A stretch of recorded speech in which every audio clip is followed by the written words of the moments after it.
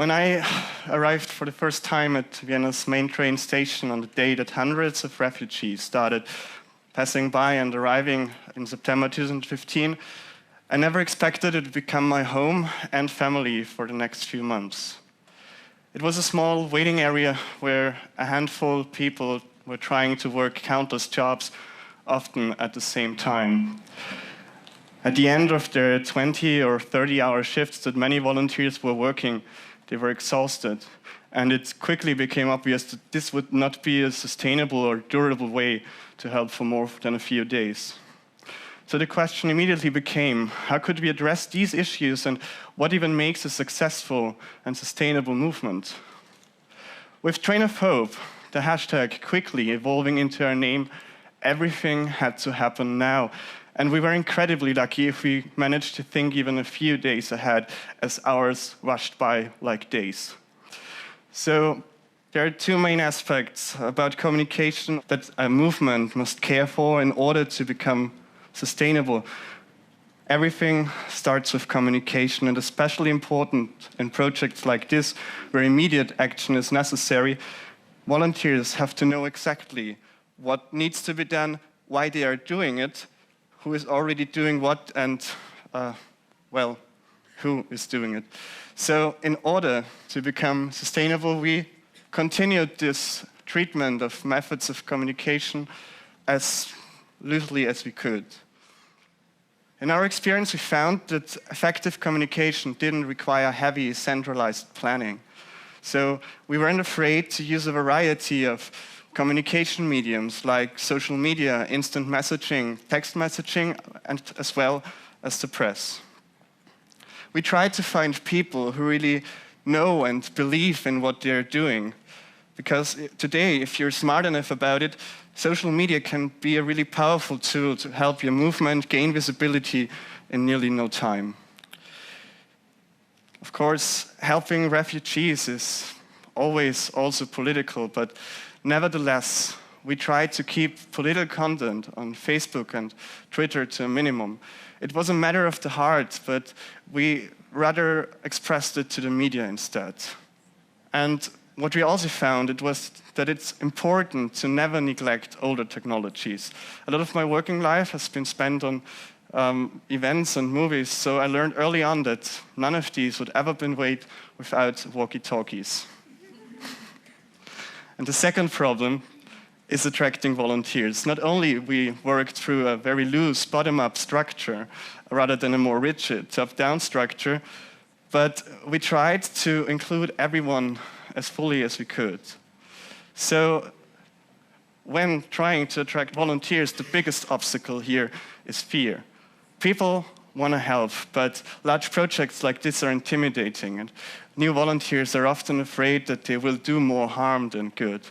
And this is because volunteers don't know where they are needed. They don't know which of their skills are required, but what they know is exactly what they are able to do.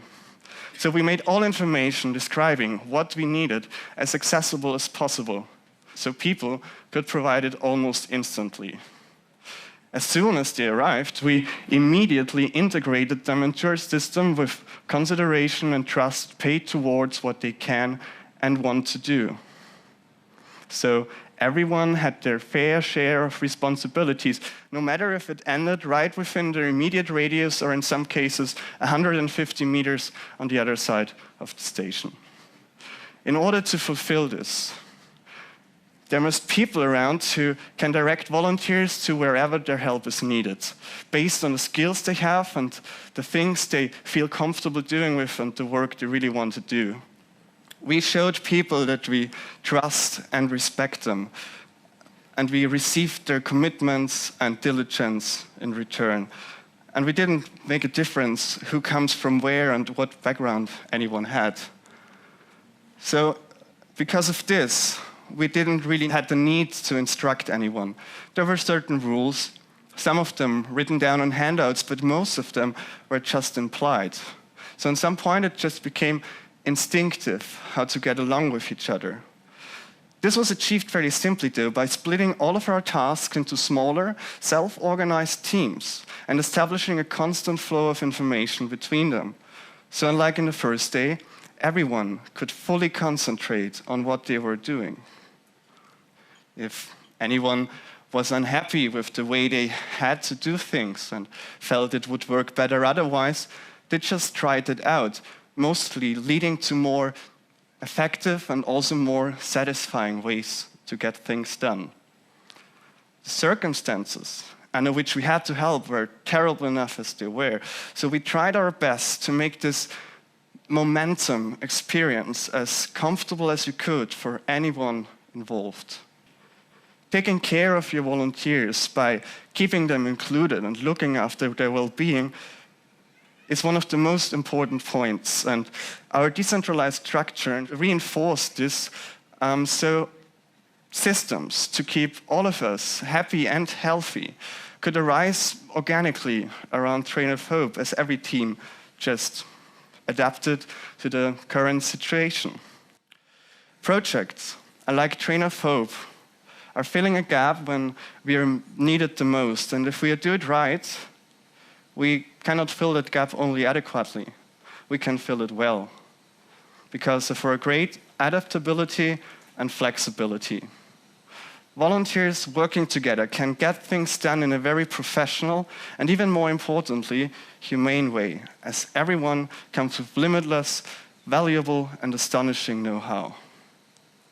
With this always in mind and hoping to create a best possible situation for both refugees and volunteers, we managed to grow to a sustainable movement that organized first care for over 4 months, with thousands of people coming together, around 300 each day, to help more than 200,000 refugees in the most difficult time of their lives.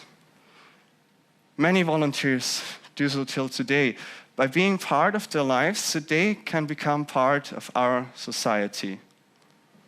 This doesn't need great centralized planning or singular leaders. It just needs effective communication, coordination, and everyone needs to feel that they are valuable.